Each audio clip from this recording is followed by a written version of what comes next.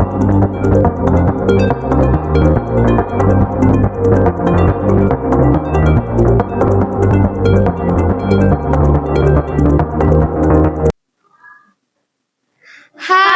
Assalamualaikum dan salam sejahtera. Saya Jasmine Zulaika. Dan saya Alia Hana.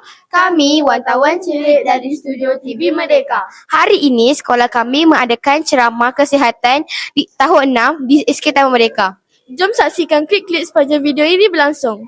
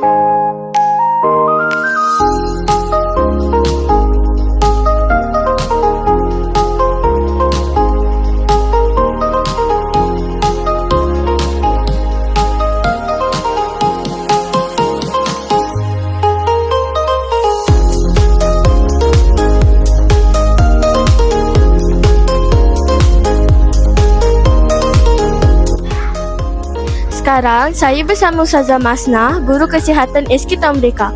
Assalamualaikum Ustazah. Waalaikumsalam warahmatullahi wabarakatuh.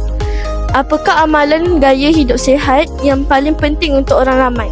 Okey, amalan gaya hidup sihat yang penting adalah yang pertama mengamalkan aktiviti fizikal seperti berjoging, berjalan dan sebagainya lah.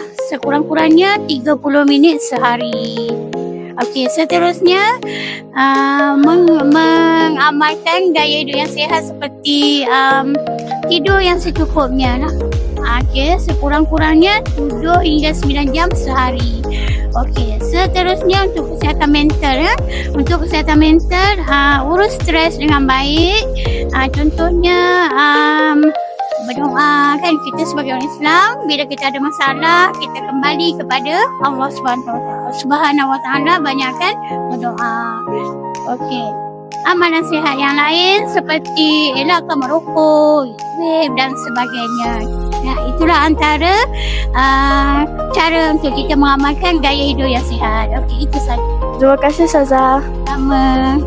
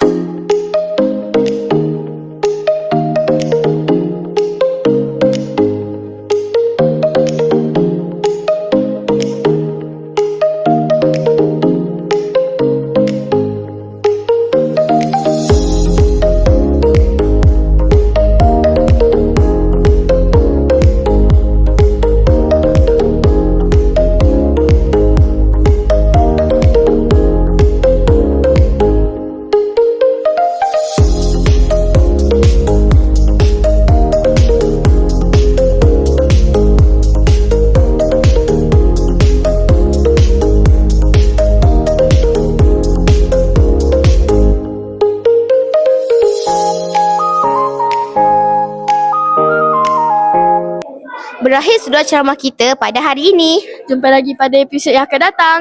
Bye.